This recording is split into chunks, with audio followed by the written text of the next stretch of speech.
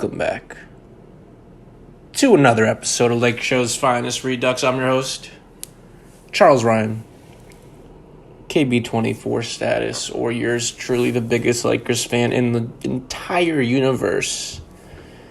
I did this last year. I did some player evaluations, and I only did 3 players last year because last year ended on a really dull note. The 3 players I quote-unquote evaluated, gave my thoughts on the future, how I think they performed, is subjective. And, last year I said, Luke Walton knows better than me how they performed.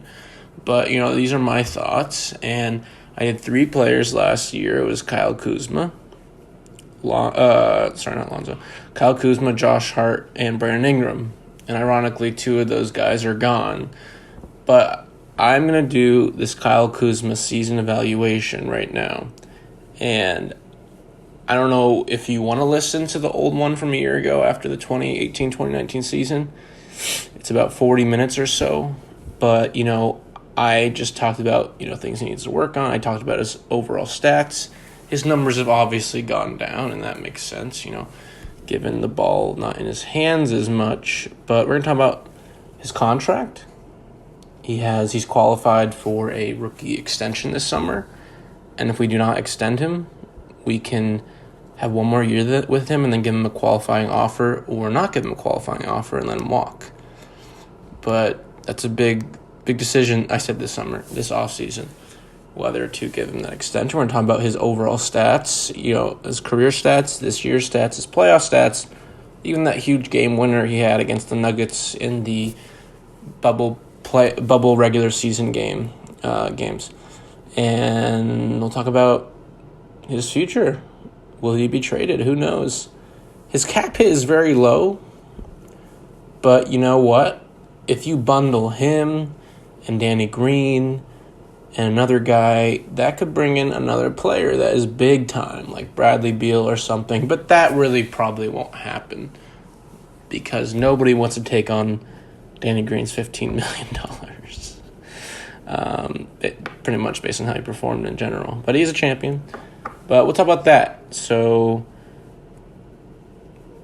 that is what this is. I hope you enjoy it, and let's dive into this. So firstly, Kyle Kuzma is 25 years old. He's probably one of the oldest fourth year / completing his 3rd year players in the league. He was the 27th pick in the draft in 2017. He's the longest tenured Laker on the team. So if Laker fans want to feel attached to somebody, I guess it'd be Kuzma these past 3 years. Everybody on the Lakers has kind of been a gun for hire type thing, off season. But Kuzma, he's only a couple years younger than Anthony Davis. However, this guy looks like he's really ready for his prime to start. And I think once he gets this extension this summer, hopefully everything will change for him because he has potential. He's shown a lot of flashes. He's working on his turnaround jumper for sure. But Kyle Kuzma, as the longest tenured Laker over 3 years, and how we have so much turnover with our rosters. Kyle Kuzma has had 48 teammates in 3 years. 3. And I'm willing to go through all the names if you guys want me to. But I'll just go through some notable names that people may have forgotten about. But yeah, 48 teammates is freaking nuts. Let's start here. He was teammates with Zubats. That's pretty obvious. Lance Stevenson, Corey Brewer, Tyler Ennis, Tyson Chandler. What are some interesting names he was teammates with? Andrew Bogut. And when Andrew Bogut was on the team for like 3 weeks. Isaiah Thomas. He was teammates with Isaiah Thomas. He played 16 games with Isaiah Thomas. The games that he's played the most with the teammate that he's played the most games with is KCP, because KCP has been on the Lakers for the past couple of years. He's played 220 games with Kentavious Caldwell-Pope.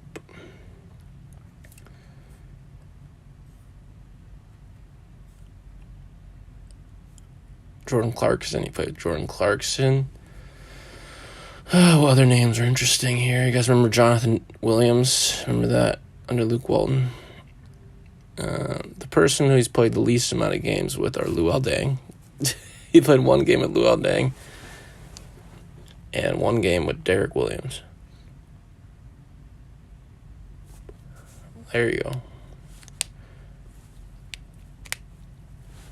That's your player tracker for him.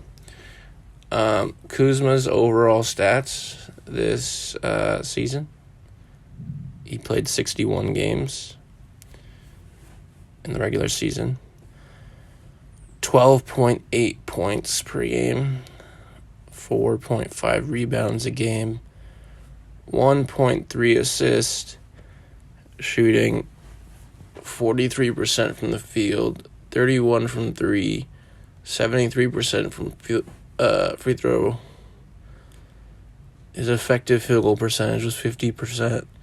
His PER was 12, and his win shares was 2. That win share stat is huge at only 2. In his career with the Lakers, he's at a 9. So that's really changed a lot.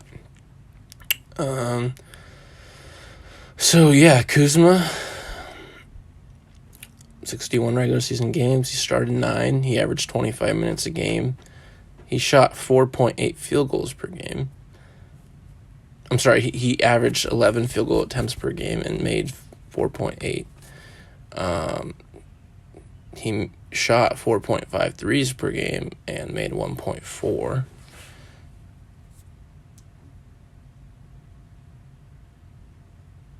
He shot 6.5 two-point attempts per game this regular season and made 6.5 attempts and made 3.4.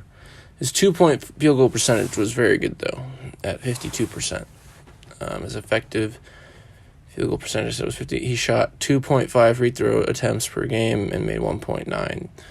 And then he averaged half a steal a game, 0.4 blocks per game, 1.5 turnovers per game, and 12.8 points on 2 fouls. So his career averages, here's his, I'm actually going to go year by year. So each year with the Lakers, he got better and better. But of course, his minutes have diminished. Last year, he averaged 33 minutes per game. This year, he only averaged 25. So his first year in 2017-2018, he averaged 16 points a game. That's pretty good as a rookie.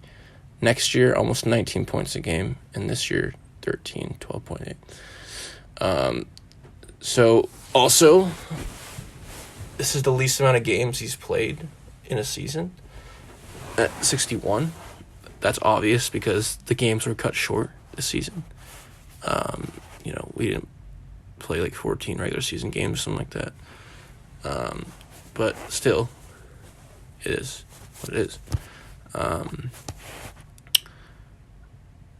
But yeah, his 3-point percentage dipped pretty badly. His first year, he shot 37% from 3 in the regular season. Went down to 30%. And the next year, and then this year, 2019-2020, went up a tiny bit to 31%. His field goal attempts were the lowest they've ever been. His field goal percentage, the lowest they've ever been. The highest was 46% last year. This year, like I said, was 43.6%. Yeah, his rebounding is the lowest it's ever been. The first year he averaged 6.3 rebounds, next year 5.5 rebounds, and this year only 4.5 rebounds. Assists, the lowest they've ever been. And here's a good thing, the turnover is the lowest they've ever been since he's not getting as much playing time. So his totals, he played 1,500 minutes this regular season. Last year, he played 9 more games, and he played 2,300 minutes. Huge difference. He only shot the ball 668 times this year. In his first 2 seasons in the Lakers, he shot the ball over 1,000 times each year. That's how much dominance LeBron and AD takes away opportunities. Kyle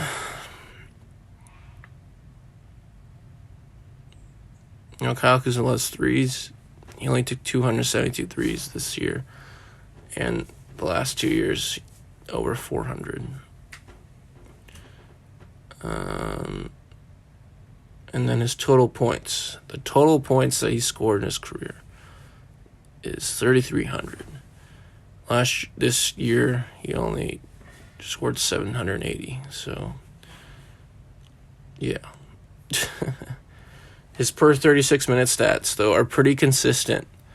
Because he played much less minutes this year, the per 36 minutes stats are actually really in line across the board. So per 36, his first year 18.6 points a game, second year 20 points a game, and then this year 18.4 points a game.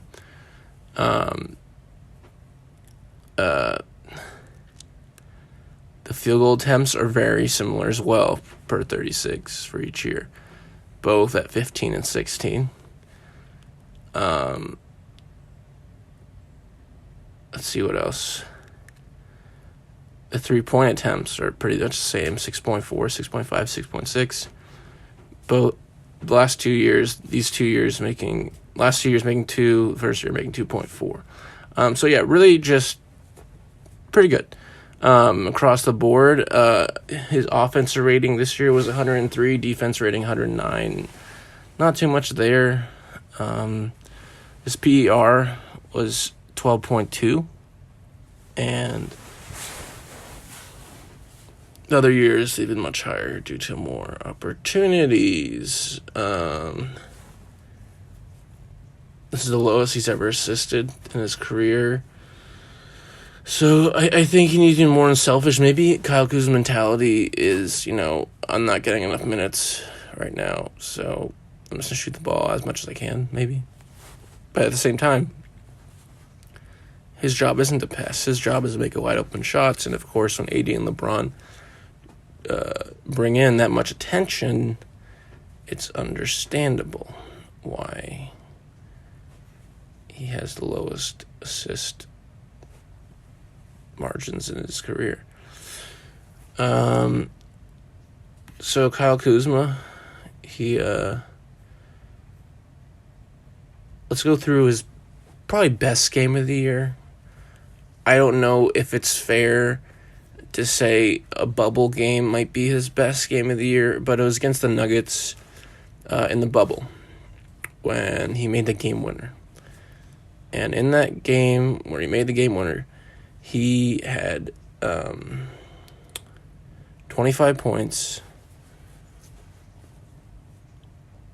2 steals, 3 assists, 6 rebounds. The game winner. He had the highest game share of the season for him. Actually, that's not true. One other time this season, he's had a higher game share. But that's how big he was. He played 33 minutes of that game. Was 11 for 16 from the field versus Denver. No big deal, 69%. 3 for 5 from 3 versus Denver in the bubble. And then, of course, he was a plus 16. That might be his best game. Most likely.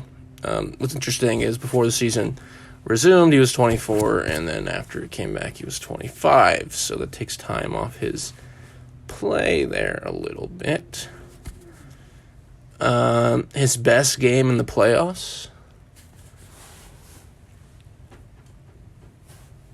might have been Game 3 against Miami. The Lakers lost. He had the most points that he scored in the playoffs at 19. He He was 4 for 8 from 3, 6 for 13 from the field. He played 22 minutes. He had 3 rebounds and 19 points. So there was another game where he had 18 points, and that was against the Blazers in Game 4. 18 points. And that was actually his highest game share. Actually, no, wait. He had a higher game share against the Rockets in Game 3 as well. So Game 3 and 4s, he tends to do pretty well, I guess. Let's see his playoff stats. Or his overall player stats. I need this. Whatever. I can't find it. But this is Kuzma's first year in the playoffs, and I thought he played well, and I think it's a little bit easier for players to not have pressure when they're not in a gym full of 20,000 fans. And I think that's proves most for probably Tyler Hero. These aren't the real playoffs, and when the real playoffs start next year and there are fans, they're going to feel more comfortable versus actually starting their playoff career with all those fans screaming at them and talking shit to them.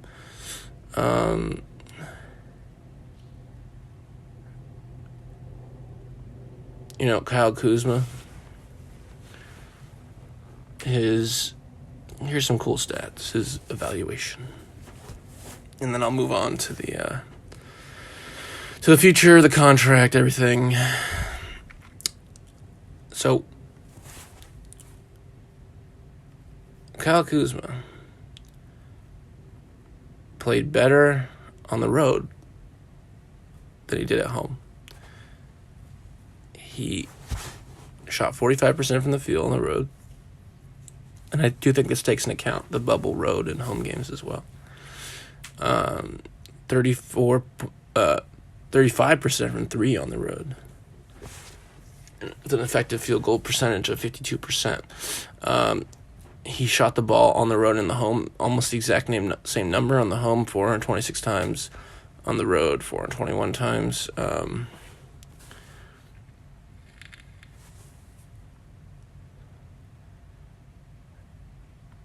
When the Lakers won a game, his field goal percentage was much better. When the Lakers would win a game, his field goal percentage would be 45%. When the Lakers would lose a game, his field goal percentage would be 39.6%. Of course, there wasn't many losses. So,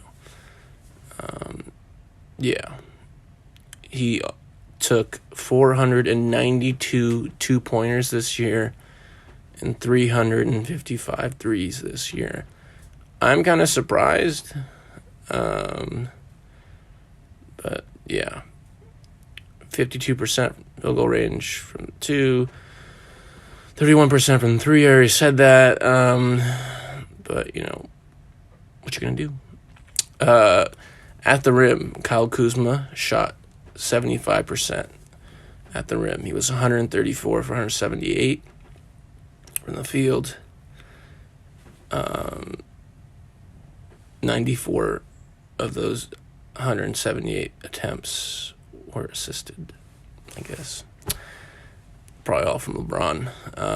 From 3 to 10 feet, Kyle Kuzma shot the ball 170 times, made 69, 40%. From 10 to 16 feet, Kyle Kuzma shot the ball 70 times, made 25. From 16 to 3-point to right inside the 3-point, shot the ball 74 times, made 28. And then his 3-pointers, I already talked about that. He dunked the ball only 31 times this year, made 27. He missed 4 dunks, or it was probably blocked. He had a hook shot. Kyle Kuzma's been working on his hook shot a lot. And he hooked it 34 times. He made 15. Jump shot.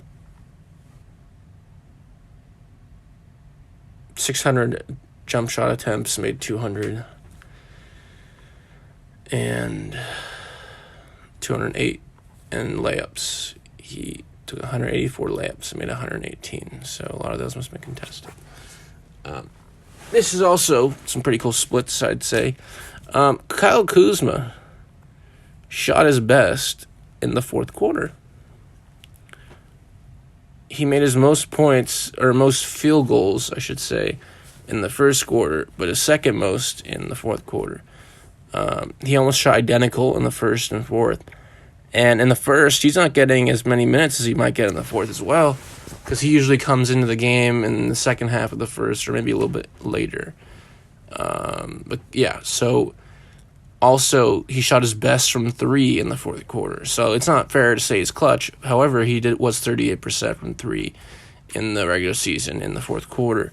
This might include playoffs. I don't think it does. With time left in a quarter, so actually forget that. I don't want to do that stat. There's just some really cool stats. He scored the most against the Nuggets this year. No, because we're really just looking at Miami and Denver and the Nuggets and Houston.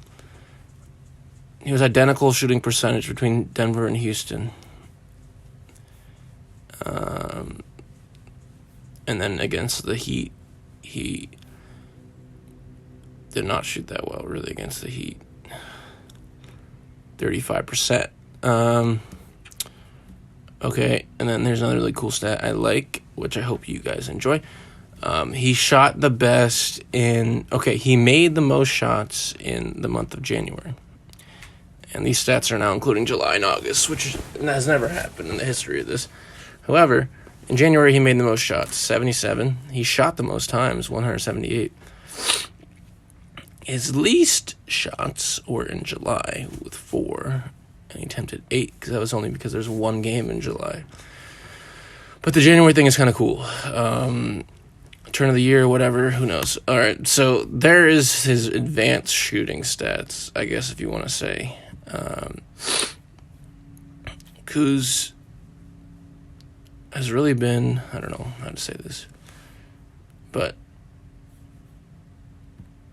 kind of steady, consistent. He had this expectation this whole year to be, the best player on the Lakers besides LeBron James and Anthony Davis. And I don't think that's fair to ask someone that when you got a lot of other guys who are pretty good too. But, Vogel made it clear in the playoffs that the third option is the open man. And Kyle Kuzma tends to be the open man a lot. In the playoffs, Kyle Kuzma averaged 10 points. Played 21 games. He averaged 23 minutes a game. He averaged 43% from the field, 31% from 3. Took 4 threes per game, 4.6 twos per game, 78% from the free throw line. He only took 1.8 free throws per game. That's how non-aggressive he was. 3 rebounds per game, 0.8 assists, 0.3 steals, 0.3 blocks, 1 turnover a game. So he really knew his place. Just shoot. Don't pass. Don't rebound. But this playoffs, he scored 209 points. He played 21 games. Every game. His per 36 numbers for the playoffs, he would be 15 points per game, 5 rebounds and 1 assist. But yeah, there's his playoff. His game high was the game against Miami in Game 3. I think that's what the one it was. Okay.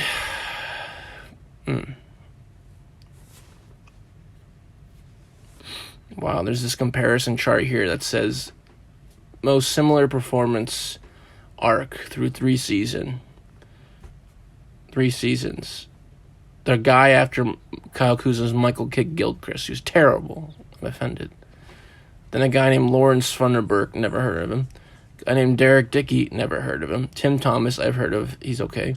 Jamal Sitt, I heard of, he's okay. Nick Anderson, who cares? Reggie Evans, probably the most overrated player of all time. Eddie Griffin, I don't know who that is. Bertans, I know who that is. Reggie Johnson. Those are very good players. I think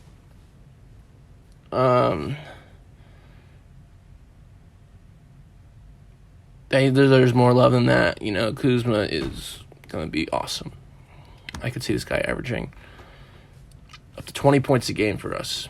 And if he decides to leave, then I could see him being a star in another team, averaging 22, 23 points a game. Who knows? I don't know about an all-star, but a star. Like on the fringe all-star. The most similar career performance arc. So this is as if his career ended in 3 years. I don't know what this is. But the first guy under him is Royce O'Neal. I don't like Royce O'Neal. Not a fan. All right. There you go. There's his stats. So Kyle Kuzma has been doing this thing called getting paid not a lot for a guy who has played so well. He was the 27th pick in the NBA draft at 22 years old. He only did 3 years in college. So he started out fairly old for a rookie. And the thing is, he is entitled to a rookie extension, which means the Lakers can sign him to a 4-year contract extension this summer. And I say this summer because it's literally ingrained in my head, but it's this offseason, and Kyle Kuzma right now, this year, made $1.9 million. That's because he was the 27th pick, and that's the way the scale goes. Next year, whenever it starts, he will make $3.5 million. To put that in perspective, Lonzo Ball made like $7 million his first year, and every year it goes up. He's got to make 3.5 his final year.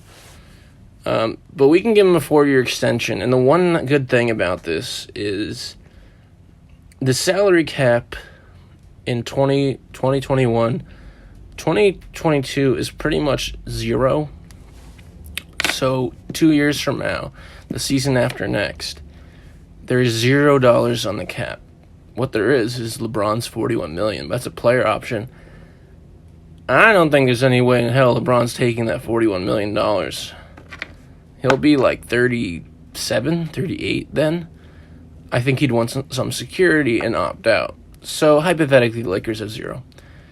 And Kyle Kuzma could potentially be the only guy in the payroll. Furthermore, Anthony Davis will get a max extension, and he will be on that. But, you know, the Lakers will have space to do something called, for those that do not know, a qualifying offer, which extends him an offer sheet next year. Should the Lakers not give him a rookie extension and make him a restricted free agent.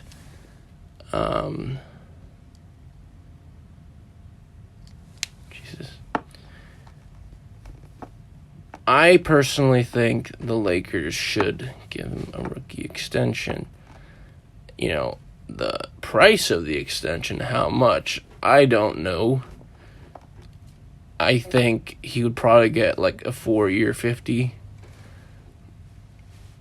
But who knows? I do not think he's obviously worth, like, I don't know. Who is that guy? Terry Rozier.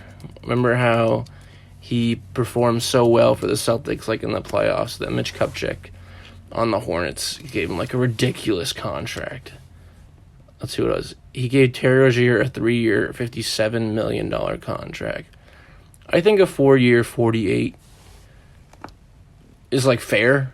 I'm sure some people would say that's a reach. Maybe he's not worth that. But over time, as the cap goes up and that final, because when we sign his extension, he will be still taking money from the next year, that 3.5. So the last year of the extension will be 2024-2025 at the end of the 2025 season. And who knows what the cap will be then. It's hypothetical. Let's say the cap is $150 million. and we gave him a 4-year, $48 million contract. That means that $12 million of the $150 are on the books, which is what? That's like 8% of the cap. And in 2025, he'll be like 29 in his prime, and you don't know how good or bad he'll be. So there's that. I said the Lakers have no money in their 2021 payroll. I'm wrong. We still have Luol Deng. I will go over this payroll more in detail, but I do want to say this about Rondo and KCP. I think it's absurd that Kentavious Caldwell-Pope has opted out of his contract.